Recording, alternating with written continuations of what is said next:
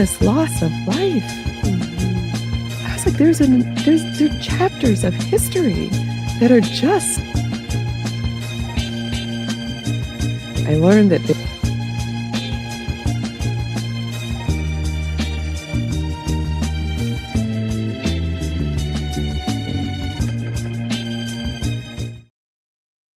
I learned that there were approximately 12,000 ships that brought 12.5 million Africans to the Americas. She got 12,000 ships. Mm-hmm. What I realized was that I could not tell you the name of a single one of those ships growing up, but I could tell you about the Mayflower. I could tell you about the Titanic. I could tell you about all these other ships that were considered important, but I couldn't name one of those. One of 12,000. That didn't feel right to me. So it's the first stat. The second one, and this is the one that sits heaviest on my heart, I learned that there were 1.8 million Africans who died just in the crossing from Africa to the Americas. We're not talking about the number of people who died once they arrived and were enslaved. Just in the transition. I didn't know it was 1.8 million people. That's a lot of people. Yeah. I was like, where the memorial? Who's honoring that enormous loss of life? I was like, there are chapters of history that are just missing. So this work felt really important to me to be a part of. Like a promise to the ancestors. And I am saying that we, these divers, these historians, these archaeologists, we see you. We honor you. We have not forgotten about you. And we are raising our hands and we're saying that we're not waiting for anyone else to prioritize this history. We are volunteering. Most of the divers, they're all volunteers. They're not getting paid for this work, but we are volunteering to go down. And let it be known, it is always good to see everyone early in the morning. And I am your host, Stacy Brown.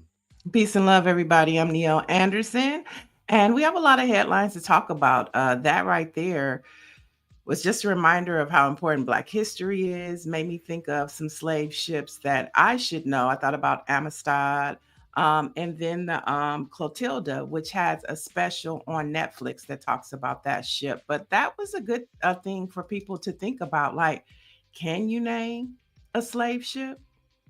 Do we really know our history? Yeah, like 2 million, almost 2 million, 1.8 million people dying even before they're getting across the waters there, the rough waters, shameful waters of the Atlantic. Goodness Right. grief. Makes you think of, and before I be a slave, I'll be buried in my grave and go home to be with Oh, my God. Lord. Yeah, well, we do talk about the Mayflower a lot, as Greer mentions, but man, what we don't, well, I guess there are some people, because of this dearth of Black history, just don't pay enough attention to how many, as this young lady was saying, died in transport. So, wow, Mhm. that's a nation right there. Good, a Right. small nation of people died just in the crossing. Wow. For sure. Well, it's like you said, it's a lot going on, and we're going to get to a lot of things today, including it's Black Music Appreciation Month, and we Yeah, have a it's special guest also, today. yeah, Yeah. it's also Pride Month. It's also Black Men's Mental Health Awareness Month. It's a lot of things going. It's Juneteenth this month. There's a lot going on this month. Oh boy, and and speaking of Black Music Appreciation, Orange G says that he wakes up listening to his Black national anthem, which is "Say It Loud, I'm Black and I'm Proud." So Hmm. how about that? I can, Mm. I can see him doing that every morning too. Yeah, I can, it's a lot. I envision. Yeah, it's a lot of songs out that give us a sense of pride. I know today you have Beyonce's Cowboy Carter, American Requiem. What's another black anthem song that we've kind of just adopted? We Gonna Be All Right by Kendrick Lamar. That's another one. There's so many songs out now that can make you feel a sense of black pride. Well, throughout music history, there's been a lot of songs like that. Even songs you think of just as party anthems, but you think about it, like Maze and Frankie Beverly, Before I Let Go. They Not Um, Like a- Us, Greer said, yeah, Kendrick yeah. Lamar. Ain't no stopping us now. McFadden and Whitehead. I see. I'm old school. I have to go back on y'all. That's I mean, that is yeah, that yeah. is those are songs like that who which really got the community like moving, and you could really relate to the anthems. A lot of people use that. I mentioned Ain't No Stopping Us Now. I remember middle school, or we called it junior high school, and even high school. That was the graduation theme for so many schools in New York. Ain't no stopping us now. So I know when we have like when we used to have like rallies or when things would happen and the Sentinel would mobilize the community, Miss Brenda and Mr. Beckwell would always like to play Respect by Aretha Franklin. respect. There you go. Angie Stone. Dr. Marilyn says Angie Stone, brother. Uh, Mm-hmm. so you Mm. can you go on and on. You can find so many, because especially and again, there's a lot today. As you said, I'm just not a huge fan of today's music, so that's just me. But when I think about coming up in the 70s, especially the 70s, there are so many songs that spoke to the black experience, that it made you feel good, it made you think, it made you realize that we, like the lady was talking about the slave ship, our history and what's been done to us, and how far we've come, et cetera, et Mhm. cetera. So really appreciate the era of the 70s. I appreciate today's era too, because you got a lot of young, uh, talented folks today who are doing their thing. Somebody says Southbound 3000 says Tupac, keep your head up. So now you're in the Mhm. 90s. The 90s had some anthems too. I think every Every yeah. decade had some anthems. Yeah, if you're black, and you are an artist, like you said, the evolution of music, black people have always contributed to the culture and spoke to the signs of the time. So to your point, whether it was going all the way back even to slavery when they used to sing the hymns in the slave fields used to be the codes to get people over. So music has always been in our history and a part of the movement. Too, the TV shows, right, of the 70s and 80s, and even going further than that, like Good Times. You think about the song that was played before Good Times. I mean, keeping your head above water. Then there's the Jeffersons. We're moving on up, and things like that. It resonates. For sure. Yeah, and then of course there's Mike V going to KRS-One. You must learn. Yeah. There you go. Mhm. So a Yeah. lot of anthems, and who could forget Fight the Power, Public Enemy. So Yeah. KRS-One brought all of hip hop together for self-destruction. And then Easy and Ian self-destruction, yeah. did it out here, same gang. So music has always been Black Men United, you will know from Jason's lyric. That was another one. That it was like a movement to empower black men. So all Stevie Wonder, Marvin Gaye. I mean, we can go on and on about the contributions of black people, not just to music, but to movement through music. Yeah, absolutely. Well, we'll get to some more music later, but right now, a couple of headlines. So, as we have senators like Cory Booker selling books and doing whatever, and others like Republican Joni Ernst filming videos in cemeteries and telling folks that they don't need health care or Medicaid because you're going to die anyway. Wow. The Republican puppets in the Senate are mulling passing Trump's so called big, beautiful bill, and tucked inside that bill, folks, is a provision that would officially make Trump a dictator. The provision would block federal judges from enforcing any contempt of court citations if they had not previously ordered a bond, essentially making it pricier for plaintiffs suing the federal government.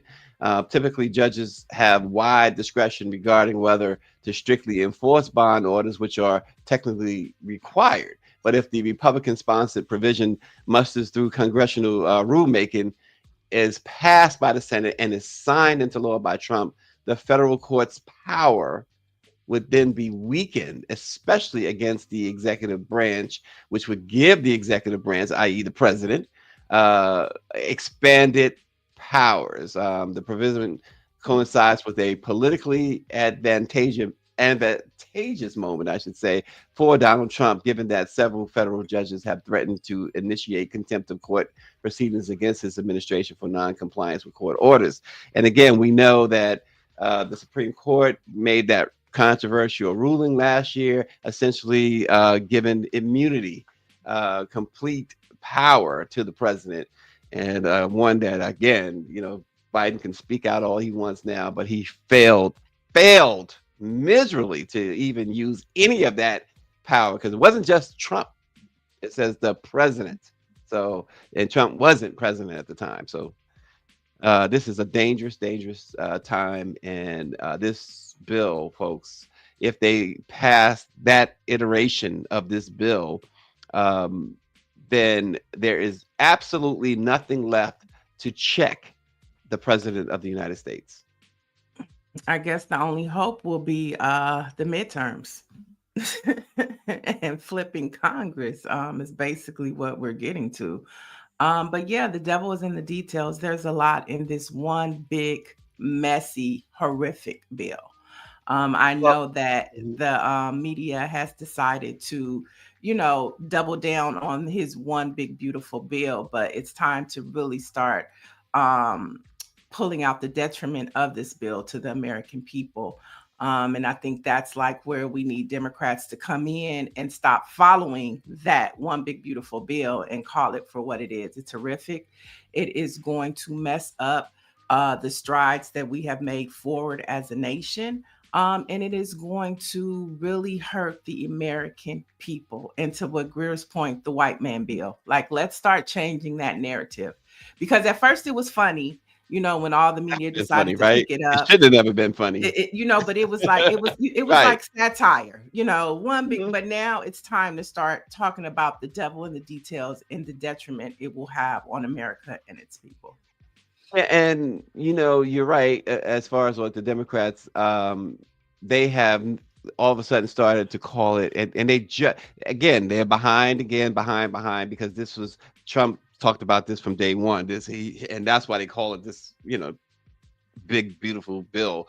But now they're saying things like, oh, this one big ugly bill. That's like, come on, give us something other than the obvious, right? Give us something. Grown men talking about this is an ugly bill because he called it beautiful. Come on, you can do better than that, Democrats. You really can. And I'm with Mike V once again. He says, if you mentioned the midterms, if we have midterms, it is that type of situation. Yeah, I think the midterms will definitely happen. It's enough of us out here that want them to happen. And we know that there are members in Congress and the DCCC and all, people want it to happen. But since we're talking about that, I think there are things that are happening that we can point out that are positive. Like there's a story coming out about Emerge, which is a female organization ran by a powerful Black woman named Ashanti Galore. Emerge is an organization that recruits and trains Democratic women to run for office. Well, they've seen an uptick of 157% in their training and their recruiting from federal workers. So all those disgruntled women that were federal workers, they're thinking about running for office. So that's hope right there, right? Because when we look at, local and we look at state elections, things are happening. And these women that the Trump administration had pissed off, they're running for office and they're thinking about running for Congress. And so when we're looking for, answers to that ugly bill that's happening, people are running for office and they're ready to take back the country. And that's the type of things that we have to look for, candidates that we have to look for to support in our communities, in our states, and on federal levels to begin to combat all this drama that Republicans are and pain they're inflicting on American people. Austin says that he believes we'll have the midterms, but he says what's in question is whether there'll be another presidential election in 2028. He says Yeah. that's the big question. So, well, we will see. Yeah. This Stephen Miller, Donald Trump reign is really been causing havoc since January the 20th, and it's going to be a lot more wreckage to have to deal with in the days and weeks and months and years ahead. So we Yeah. will see. Yeah, but it's definitely one step at a time. And so as we look for the presidency, we have a midterm to get to first, and we have a lot of other elections to get to before we even get there. So it's like, what can we participate in now to begin to make that change to get rid of those degenerates in the Klan? So it's all really about the now and what's happening right now, and that we participate in that. Yeah, and to go along with that, Republican lawmakers are facing growing pressure from advocacy groups, constituents, and even some within their own ranks to preserve critical healthcare tax credits under the Affordable Care Act, which is set to expire at the end of this year. But as the GOP weighs action, many appear more concerned about the political consequences of defying Trump, who continues to call for dismantling the ACA. They are more concerned about that than they are about the millions of Americans who stand to lose affordable coverage, if you want to call it affordable anymore. They have gutted it so much where premiums and deductibles are so sky high that folks really could barely, they have to choose between their rent or mortgage and healthcare. The coalition Keep Americans Covered, KAC, they are a coalition of healthcare advocates. They've launched a sweeping 7-figure ad campaign targeting lawmakers in 12 states, including those represented by House Speaker Mike Johnson and Senate Republican Whip John Thune, who is from South Dakota. The ad comes as the Senate prepares to take up a tax bill passed by the House that would allow the ACA tax credits to lapse, putting more than 20 million Americans at risk of skyrocketing premiums or simply losing coverage. Horrific. Yeah, Horrific. it is. It's definitely, these are things that when they do these bills, these huge bills that we were just talking about, they tuck these little poison pills inside of it too. But you have to be extremely evil, and there's no more doubting how evil these folks can be. I mean, because you're attacking people's health. You've already decimated the Food and Drug Administration, the CDC, and now you stripping people of their health. You're taking away their jobs. This is pure 100% evil. There's no way around it. Yeah, I mean, it is horrible. I wonder, how long it's going to take President Obama to speak up, because this is his signature bill. This is part of his legacy, his presidential legacy, Obamacare, the Affordable Care Act. And so I'm pretty sure he has a lot of thoughts about this.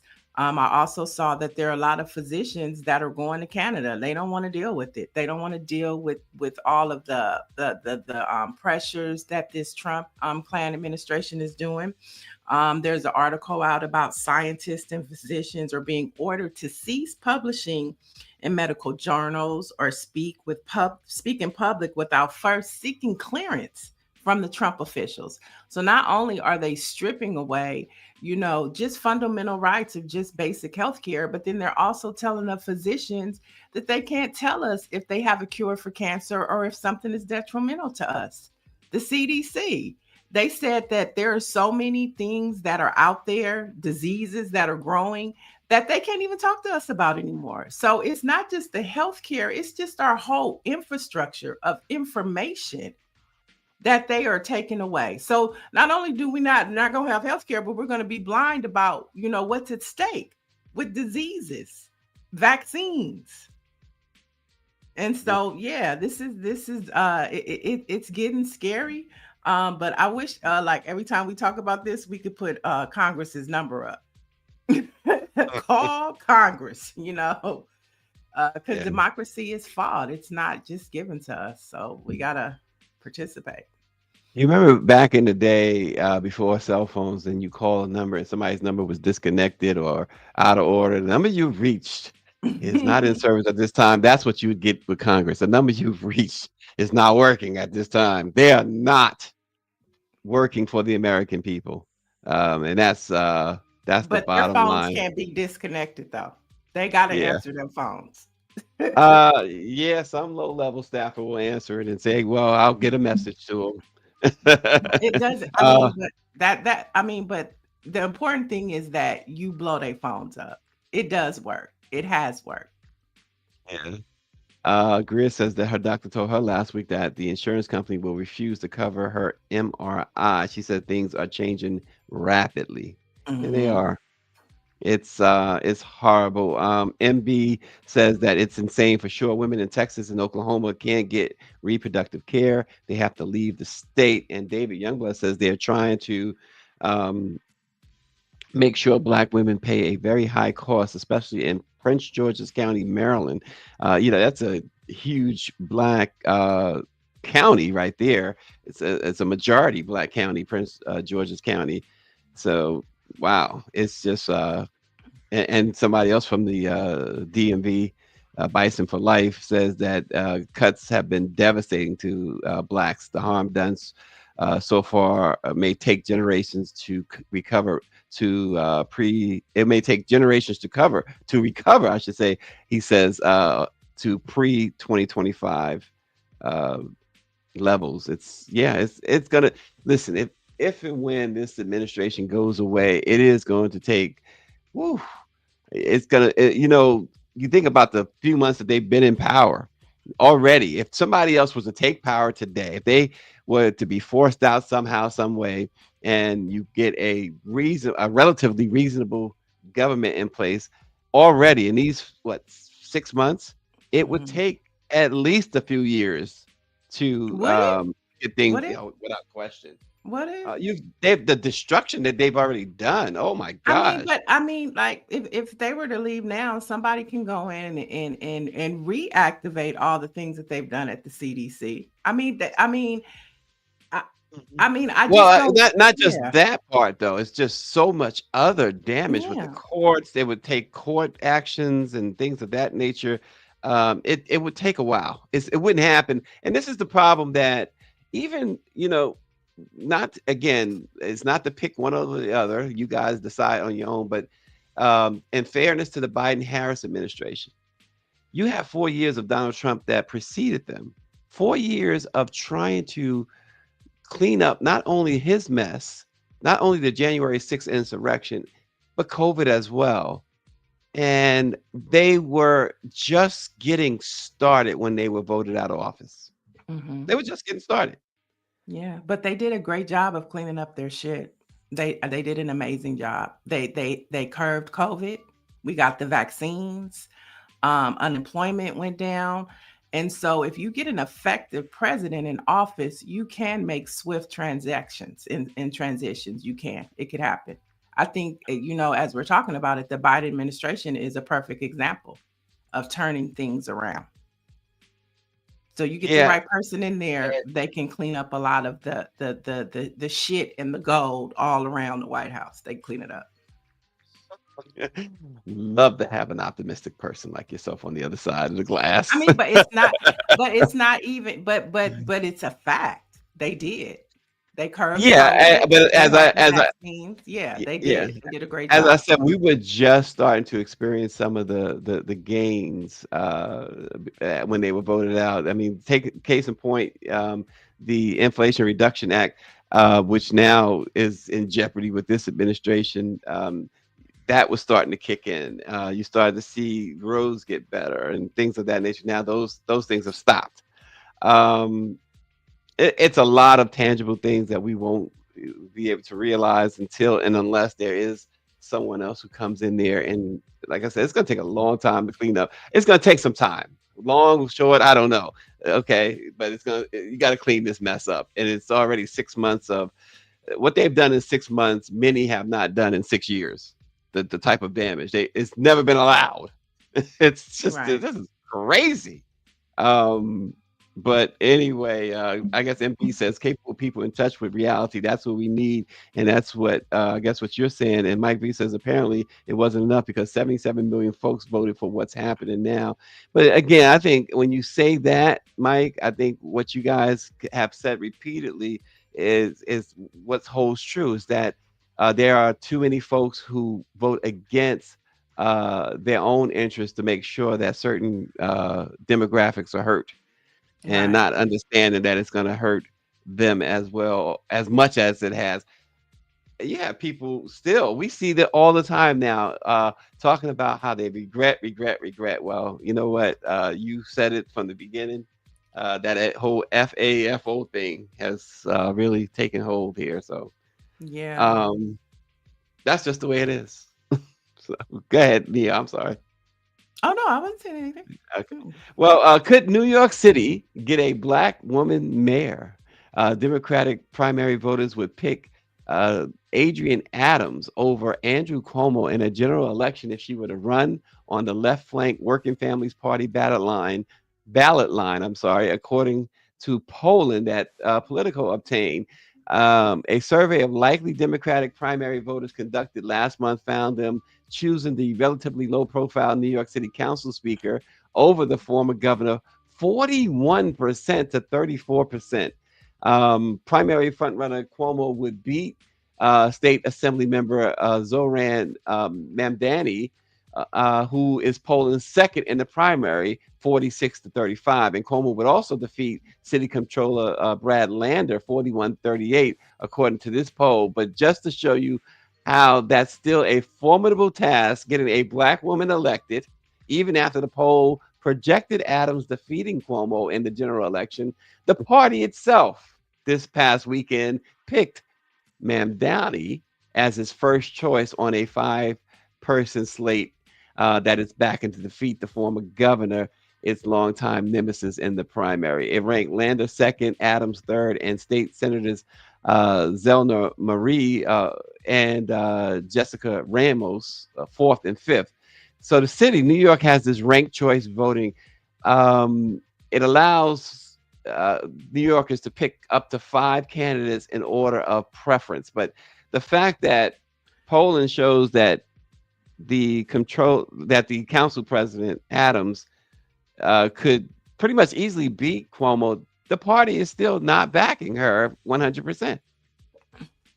That's typically how it goes, and then that's one of the problems with the party. The party really doesn't follow the people; they follow who's inside the infrastructure of the party. That's why a lot of people have a big issue with the DCCC. I hope we get to have them on soon, because the party itself doesn't respect the movement of the people. They traditionally catch up to how we feel, which is a huge problem. But I think that's why organizations like you saw the picture of Higher Heights, which is ran by Glenda Carr.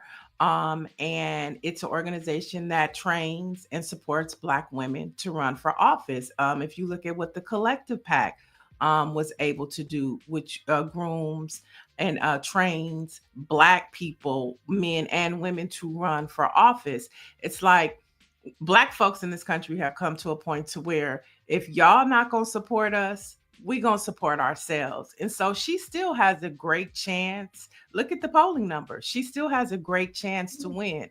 Knocking on doors. Look at what Barack Obama was able to achieve.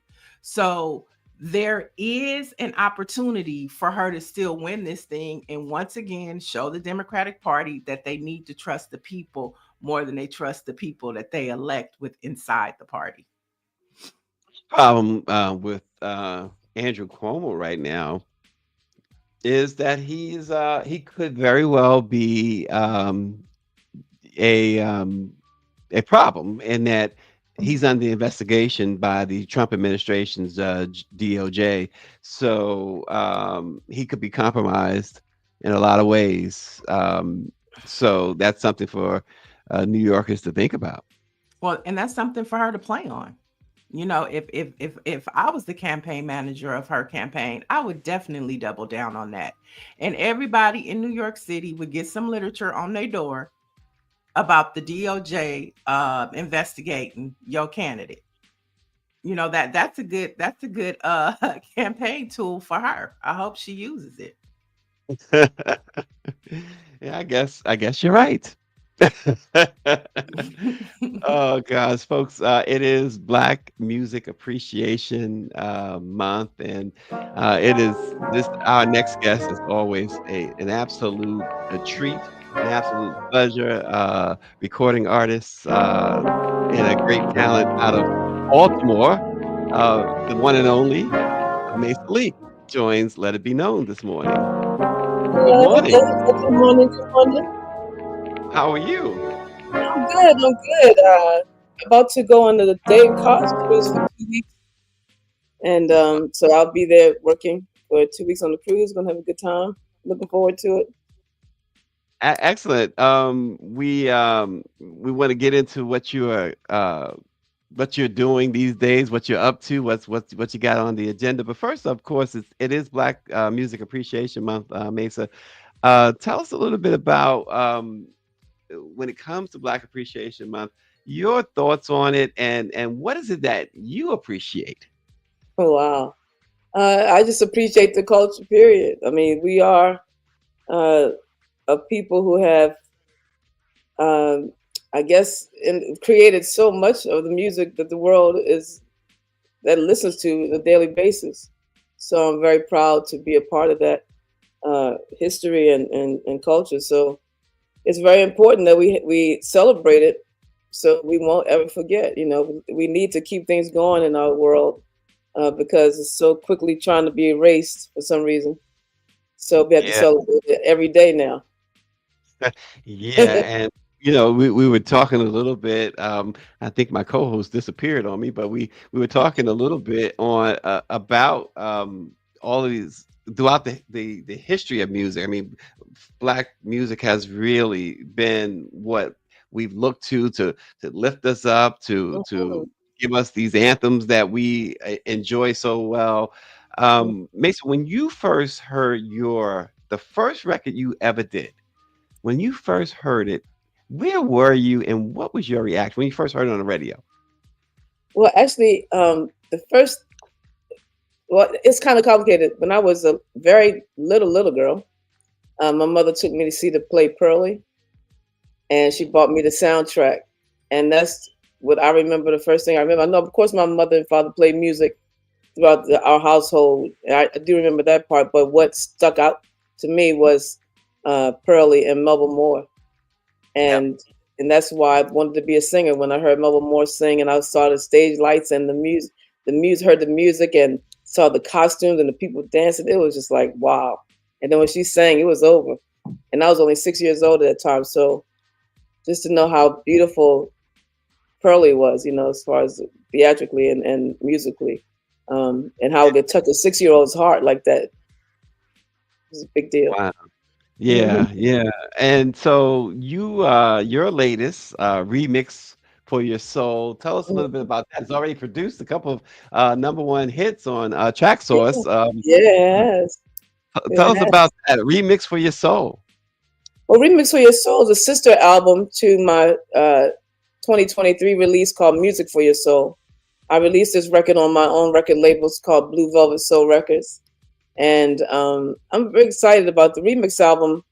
I chose some of the best remixes in the country that I knew, and we got together, and I just asked them could they please remix certain songs from the album, and they did amazing work. And for two of my singles, I Don't Mind and Down With Me, to hit number one on Track Source is a big deal. For owning my own record label and not having, you know, this big machine behind me. It's kind of, I'm the only machine I have. So, of course, God is the greatest machine of all. So he's the one that has orchestrated all of this for me. And so I'm forever grateful.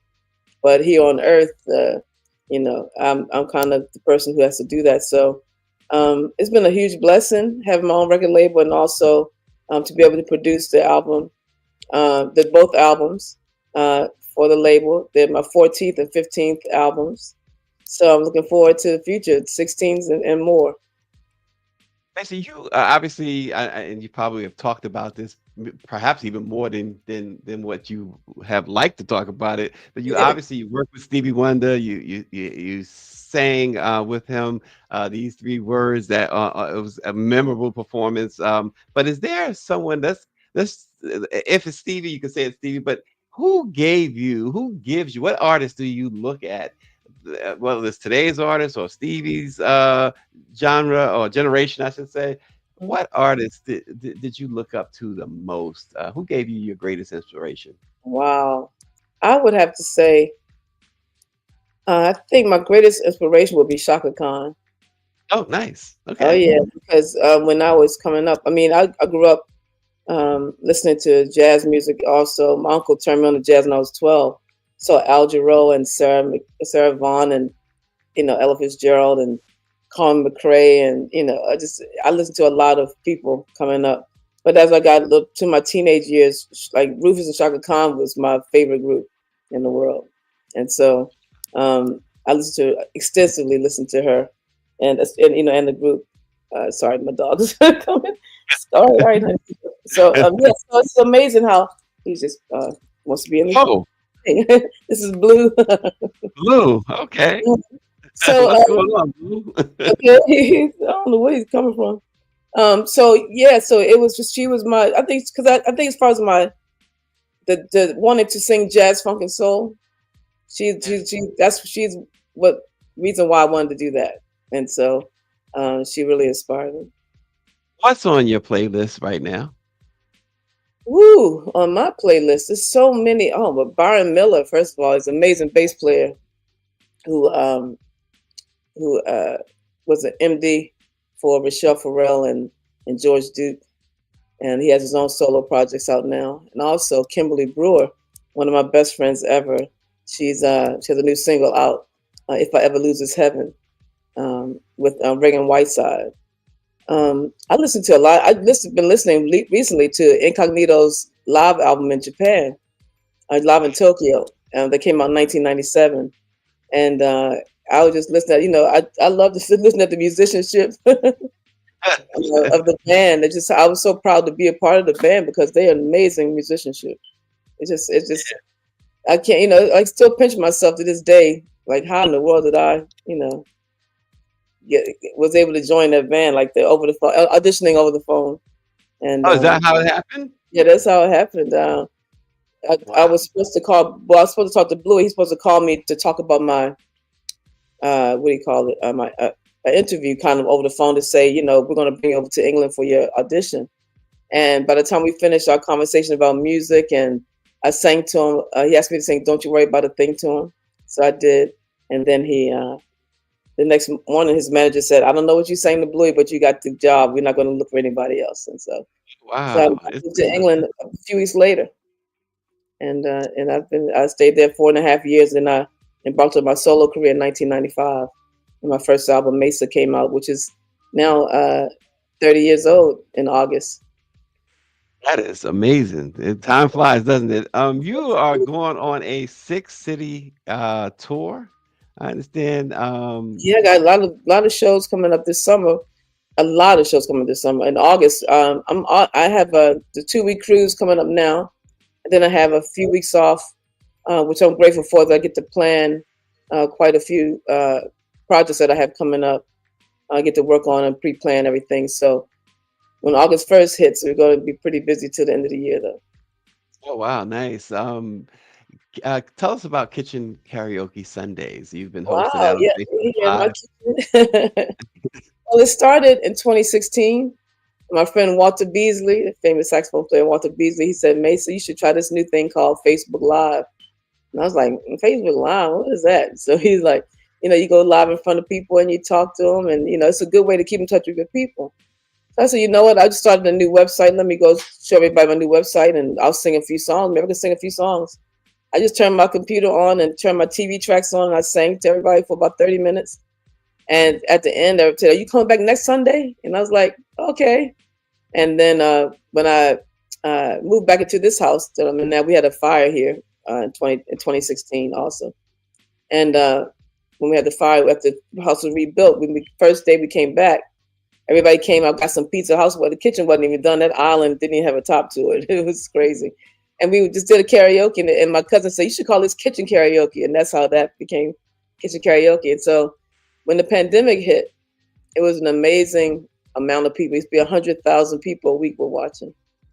It was an Wow. amazing time, yeah. And then we had some challenges, Facebook, with the publishing and all that kind of stuff. They would send me emails saying, "Oh, you can't perform music by Maysa," and I'm like, "Really?"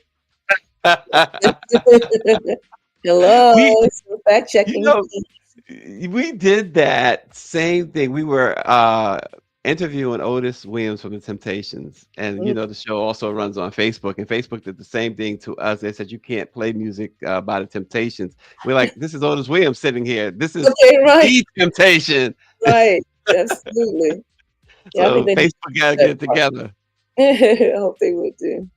Wow. So I want to just briefly go back to the tour. You said it's certainly starting in August. You're going to be busy. What is it like?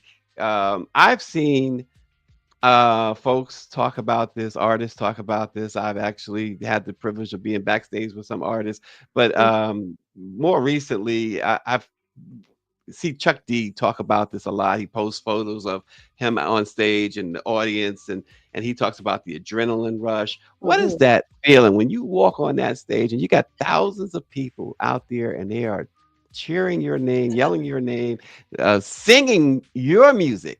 What is mhm. that like? It's a huge blessing. I've been wanting this since I was 15 years old. And I asked God, when I was a little girl, I was like, "God, please, I want to do this for the rest of my life. And I want to do it really well. And I want you to be proud of me." And so I wanted my family, I wanted God to be proud of me. So I just been working real hard. And when I come out on stage, it's just like a gift every time.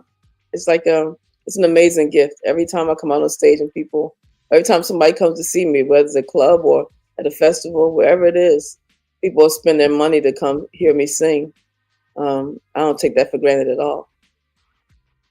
And as you said, you've been doing it a long time now. But even Yeah, with that, do you still get nervous at times? I do. It depends on where. Like if I get nervous every time, but sometimes the nervousness, if the audience I haven't performed in front of before, I might have a little trepidation. But if not, it's like I've built families all over the world, So it's like when I go back, it's like going like to my people. Well, looking ahead, I know you've kind of, at least judging from your fans, you kind of hinted at some new music and a tour next year. Yeah. Um, Talk about that. Is there new music coming, and is there a new tour coming? What's coming Yeah, up in I 2026? got quite a few projects. The first one is we're going to celebrate my 35, 60, 10, which is 35 years in the music industry, 35 years with Incognito. I'm going to turn 60 years old, and Kitchen Karaoke would be 10 years old. So we Wow. have quite a few milestones to capture and to go. I'm just excited that we're going to try to take it to another level here and get sponsorships and do great stage background like things I haven't really done a lot in my career. Do all the kind of big touring stuff that people do. It costs a lot of money, so I'm just trying to raise money for that. And also, I do want to do a new record to go with that tour. And I'm not sure what the theme is yet. I'm going to work on that. And then my little time off coming up soon. And then I was really blessed by Phyllis Hyman's family to uh, be in charge of kind of doing her tribute album. And I take that with oh my gosh, such an honor that they are excited that I wanted to do this, and I have their support. So it's going to be big. I want it to be super beautiful with orchestra, and I want it to be a huge, beautiful tribute to her, focusing on how happy she made everybody with her music and her voice. So I want to Yeah. do Isn't it something, and not to dwell on it, but you mentioned Phyllis Hyman, and you're saying how many people she made happy with her music, but she was never able to find that happiness herself. right. And No, it's so sad. It's This industry is very difficult and to navigate, and I just wish that I had a personal relationship with her. I would have tried to encourage her as a friend to, to try to help her get through stuff. But you know, it was just hard for her, and I just hope this tribute um, shines a light on her beautiful self. Yeah, and finally, Mason, before we let you go, of course, as we said at the top, and everyone knows it is Black Music Appreciation Month. What would you like folks to really take away from Black Music Appreciation Month in 2025? Hold on to it, please. Don't let anybody erase it. Don't. We're gonna have to do something. I don't know what we're gonna do. We gotta chill right now. But I just think that it's gonna be okay. You can't remove it. You can't change it. You can't change history. It is what it is. We have brought a lot to this whole world musically, and so it that's it. I mean, I don't know what else we can do, but to make sure we hand it down to our children and grandchildren, and make sure that we preserve our history. So it's super, super important, especially today. Yeah, preserving our history. That seems to be the theme, Mesa. One note, Nancy Wall, one of our viewers this morning, says that I love Mesa music. I saw her at the Memphis Jazz Oh, Festival. And Michelle yeah. Madison also, she says, you are the cousin of her best friend, Barbara Bell of the Stevenson family. Oh, Peace wow. and Really? blessings. Wow. Oh, You that's come so on here cool. and you get to find some family members. Okay, Wow. family everywhere. That's what I love about this. I really Mesa, feel that. all the success, continued success in the world. We will continue to follow your career. We have been following it, and we will Thank you. continue to do so. Thanks for joining the Black Thanks Presses. for having me. I really appreciate it. Really appreciate it. Absolutely. Mesa Leak, everybody. Check her out. Really cool for Black Music Appreciation Month. Great interview, Stacy. She's easy to interview. Real down to earth, real just this is the way it is. And I Right. appreciate her message about Black Music Appreciation Month. It's like hold on, just hold on to it. Don't let nobody erase your history. Yeah. Neil, you got some headlines and trending news going on? So yeah, more headlines that are coming out. Congressmember Jasmine Crockett has made a major announcement. She is officially running for ranking member of the House Committee on Oversight and Reform. Now, if elected, she will become the first Black woman in congressional history to win the high post. And if in 2026 the Democrats are able to take back the House, she will be the highest ranking member. We know that she's a former criminal justice attorney. So she can really have some committee hearings to get down to, as we say, the devil is in the detail. She's going to get down to the detail. And so it'll be interesting to see how the House Democrats, even Hakeem Jeffries, the minority speaker, how they support her or not. So all eyes will be on Not. that. Oh God, she had made a comment. I guess it was the last couple of days. She was on some show and she said that privately the Republicans like her. Some Republicans like her, and they and folks were making fun of her for saying that. But when you dealing with these folks, these Republican Congress people, they you hear it all the time that we are we have coffee together, we have dinner together, and we agree on things privately but never publicly. Hmm. Of course, they're scared of them.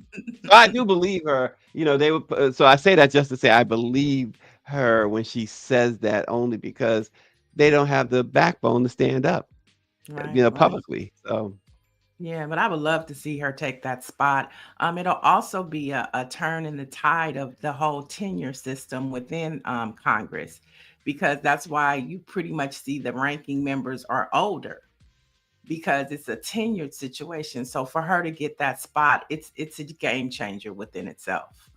But moving on, another Congressional Black Caucus member, Hank Johnson, has reintroduced the Term Act, which would establish term limits for Supreme Court justices and regularized appointments process. Now, term stands for tenure, establishment, and retirement modernization. And basically, he wants to put an 18-year cap on Supreme Court justices. Yeah. Some people like this, and then some people think you should expand the court. I don't know which one is better, but I do like I like the cap. I like, put some term limits on it. I don't know about expanding. That could be dangerous. It could be dangerous. It could be advantageous. You never know, but you're right. You don't know, and we will not know unless they do it. They kind of discussed it a little bit when Biden was in office. Biden, of course, was not a proponent of expanding the Supreme Court, but a lot of people have said they term limits with the Supreme Court. It should not be lifetime appointments. I mean, because obviously you get stuck with someone like a Clarence Thomas. So it should not be a lifetime thing, and neither should being in Congress. Yeah. So they got term limits on the presidency. It should be term limits on everything else. Yeah, I agree. Yeah, it's a lot of seasoned aged like Wagyu beef. You see, Dr. Jones says the same thing. Term limits for Congress as well. Yeah, I like the term limits better than expansion, because if you expand it, you might get more Republicans in there. But if you put a cap on it, you know that eventually they gotta go. They gotta go. So we'll monitor that, and that's glimmers of hope. You know, that they are doing something. You know, get it started. Let's get it started, as MC Hammer said. All right. The Trump Klan administration continues to cause harm in America, and this story really bubbled up over the weekend. I was asking you nothing? They just said you got to be gone within 3 days. Okay, so you get your duffel bag and pack your stuff. What's your next step? Probably a shelter. A shelter. Okay, so received additional information that we have to arrange travel for all of our students for Monday. Okay, so the Trump Klan, this story was like trending like crazy over the weekend. The Klan announced cutting Job Corps, a key federal government training program for low-income youth. Now, the job training program that has been around since the 1960s has helped low-income teens and adults between the ages of 16 and 24 get vocational training and education. Now, all programs, including contractor-run Job Corps centers, will be paused by June 30th. So not only, this is important for the youth, but also the nonprofits that get the funding to run these programs. So it's not just the youth, but it's the nonprofits that help the community. That funding is going to get pulled, as well as the rug being pulled from up under these young people. And like the video Greer just played, the impact is going to be detrimental. Well, Job Corps has always been it's always been something that it has helped folks in the communities and communities that they serve, certainly underserved communities. I just remember growing up hearing about folks in my neighborhood going to Job Corps. They may have been struggling in school. They may have been struggling to stay out of trouble. And once they got to Job Corps, their lives turned around, changed dramatically, oftentimes dramatically changed for the best. And it gave them, like, as you mentioned, these tools, these educational, these vocational tools, and also taught them about being productive citizens. So to take away, again, it's another one of these programs and another one of these things that they're taking away that truly makes this country, an opportunity to borrow, right? Yeah, I mean, I want to say I didn't want to use a certain term that he puts on his red hat, but it does, it really gives people something, young people, an alternative to another chance anyway Yeah, it's to like right themselves. right. It's like the difference between equality and equity. It's an equity piece because it gives you the filler that, other people have that you don't. So it's an equity piece that this country is implemented. And that's why when you hear some people say, we don't want equality, we want equity, because you want to have an even playing field. I don't need you to give me something, but then you don't provide the resources for me to maintain it. And that's something that Job Corps did, and does. But I think another key point, this is all being ran by Russell Vogt, the architect of Project 2025. And we know that he's the one now in Elon Musk's place. So technically, Elon Musk was dangerous because of the data factor and him not really understanding. This guy is even more dangerous is because he is definitely implementing Project 2025 box by box. And this was one of the boxes he was wanting to check. There's no question about it. And you mentioned like equity, an even playing field, and that's where folks really go wrong when it comes to DE and I, when it comes to programs.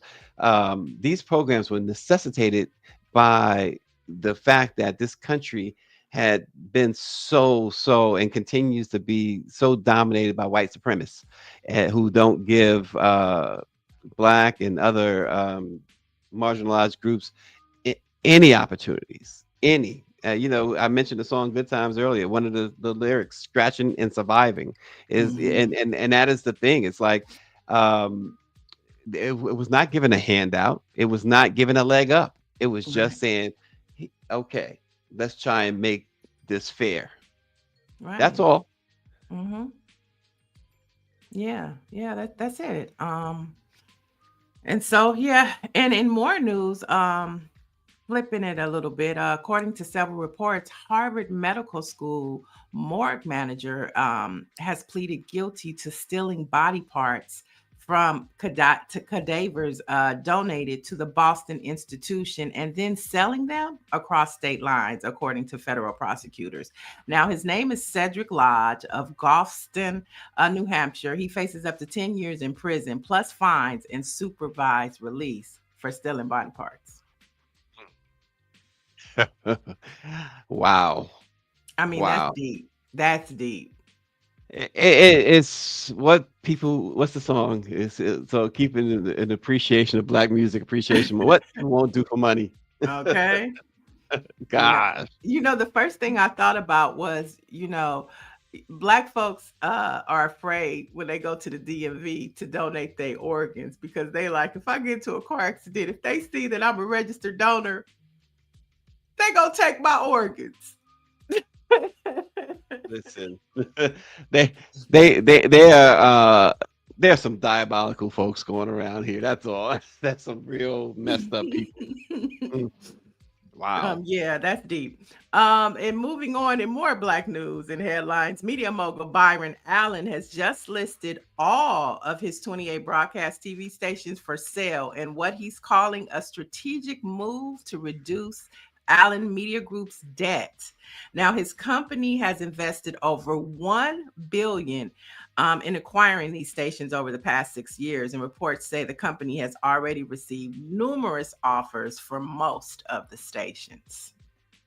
So, all those acquisitions, and he was celebrating. Now he's saying bye bye. I wonder, does that mean the Griot? The Griot was one of the networks, right?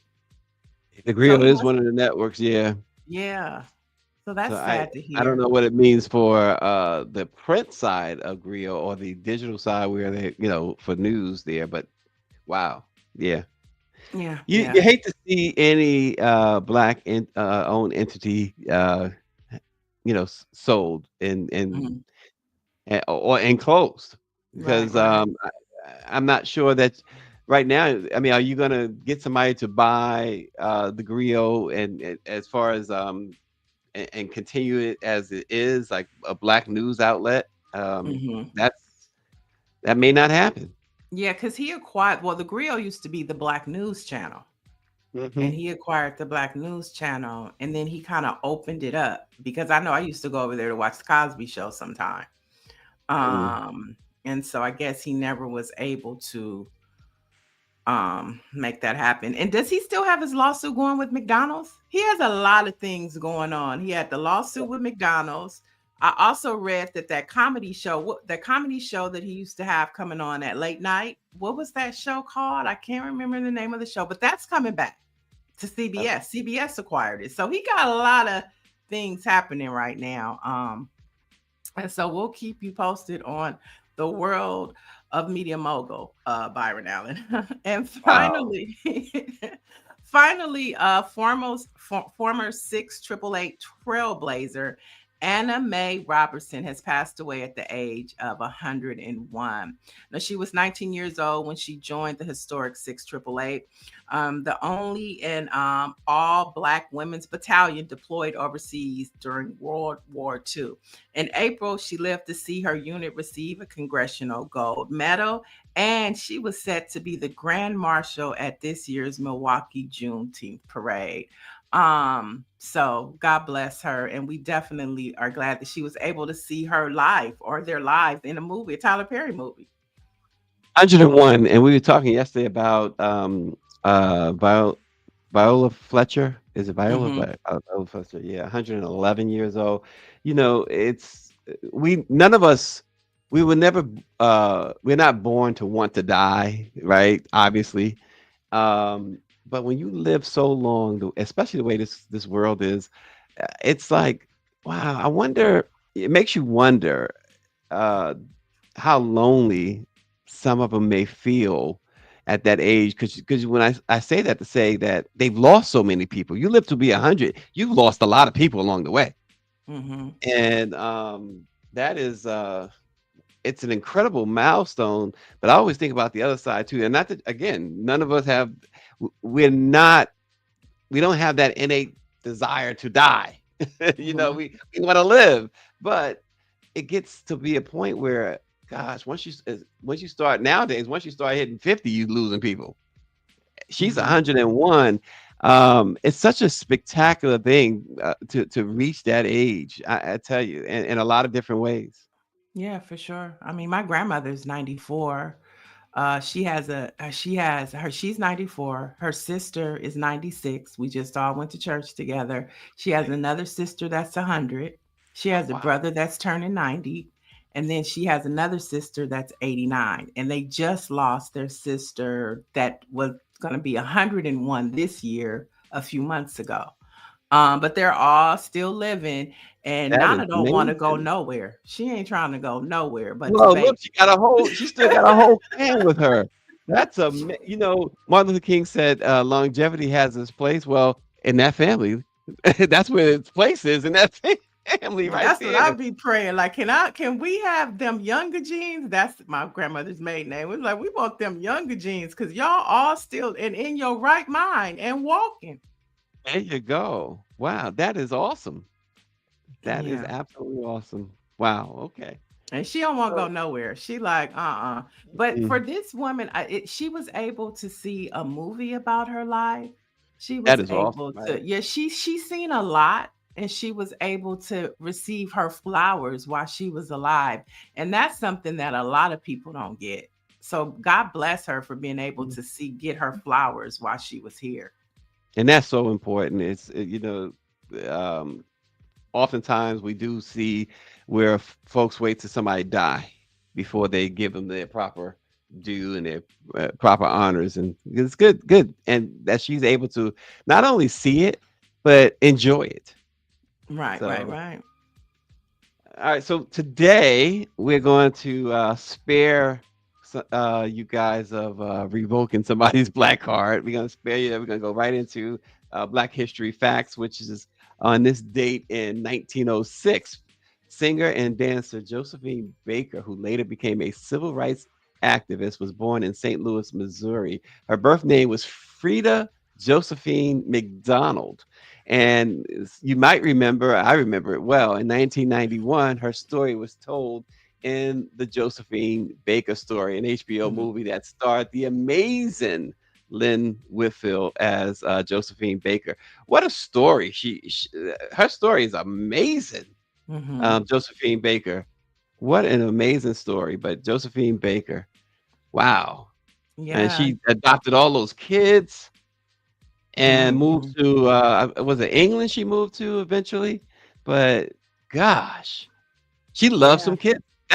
Yeah, Dr. Jones said love that movie. She loved kids. She was Angelina Jolie before Angelina Jolie, huh? Yes. She had Yes. her rainbow in the house. Yes. Yeah. Any child, this is what I got from the movie. Any child that appeared to have any hardship, orphan or whatever, she was taking that child. She Mm. was raised. She was going to adopt that child, and they God, tried to get her to stop adopting kids, and she just wouldn't. God bless her and her contributions to Black Music Month. And so we're putting a spin on Black History facts for the month of June. And to continue, today we highlight Whitney Houston. This week in 1987, she dropped her second album, Whitney. Now it contained 4 number 1 hits: I Want to Dance with Somebody, Didn't We Almost Have It All, So Emotional, and Where Do Broken Hearts Go? So we've had 3 phenomenal women that we talked about today. Your guest, Josephine Baker, and now none other than Whitney Houston.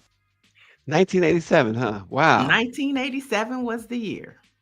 Wow. Whitney Houston. That It's was a amazing. fun album. Yeah, she seemed to have a lot of fun on it too. When you saw her perform the songs, when she, I mean, the album itself, the tone of it, it seemed like you got the impression that when she was in the studio doing that, she was just living it up. She So good for was, she Whitney. was. Yeah, and she was touring. That's when she was doing her world tour. Remember that the video, Didn't We Almost Have It All? I used to want that brown bomber jacket and wanted my hair curly like that. Brown bomber jacket. Wow. Hmm. Wow, Whitney Houston. It's just, and we talk about again Black Music Appreciation Month, and she's another one. What was she? 40 something years old, 47, I believe, when she When she died. passed. Mm. Yeah, all of these. I mean, and it does. We usually talk about her and Michael and Prince, but then it goes back. Sam Cooke, all those guys. Jimi Hendrix was 27 years old Now, Sam when Cooke he was died. murdered, right? Sam Was he Cooke was murdered? Yeah, murdered. he was Yeah, murdered yeah. at the Flying Fox, right? Not too far from where I live. Oh, But that's okay. something neither here nor there. Yeah, yeah. But a lot of those guys, a lot of those individuals, not just guys, but girls too. I mean, we talked about Phyllis Hyman with Maysa. And what a story, what a sad story that is, and it's such a great talent. But so many of them died so young. You get these geniuses dying young. Now, did Wow. Phyllis Hyman commit suicide? Yes, Mm, unfortunately. Yeah. She it's a tragic of tragic story. Somebody who just could not find love in her life, and mm, love from any quarters apparently, not enough for her anyway. Certainly right. not with relationship wise, but this was somebody who just felt like she was alone. Oh, She Greer felt, says she struggled with depression. yeah. Yeah, big time. Wow. And it was just before, if I remember correctly, it was just before a concert at the Apollo, or it was just before or just after, in Manhattan, in Harlem. Mm. When she uh committed suicide. So what is Gria saying? I'm missing the yes. Okay, she says yes. Okay. So I'm correct in that recollection. But that was just an amazing talent. Amazing talent. Our black owned newspaper today, before we get to that, okay. I look at notes. I keep seeing when Greer says a note, it pops up in the chat and there's a number. If it's like 1 note, 2 notes, or whatever. So I try to check it out, because I know she's adding something to the broadcast. So whether it's due her recollections or whatever, she's adding something good for us to share. So that's what sometimes I stop right in the middle. So anyway, our black-owned newspaper of the day is the Villager newspaper. The Villager is a free community service weekly newspaper published and distributed every Friday in neighborhood businesses and major supermarkets throughout East Austin, Northeast Austin, Southeast Austin, and other places in Texas. The Villager also serves as a major hub for churches and other surrounding greater Austin areas, others in the greater Austin area, like the cities of Manor and Taylor. Since 1973, the policy of the Villager has been to publish a community newspaper that serves consumers and merchants in the Austin market, where it does focus on news, events, announcements, and newsmakers, which are expressed in general news, political news, business news, sports, editorials, and commentary. And all of it has an emphasis on African Americans of all ages and occupations. The Villager.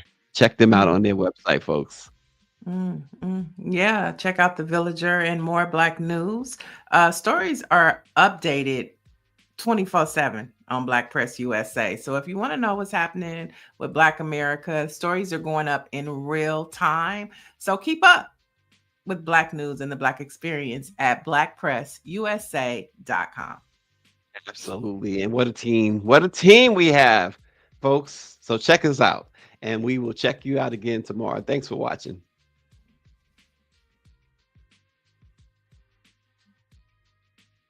Bye-bye.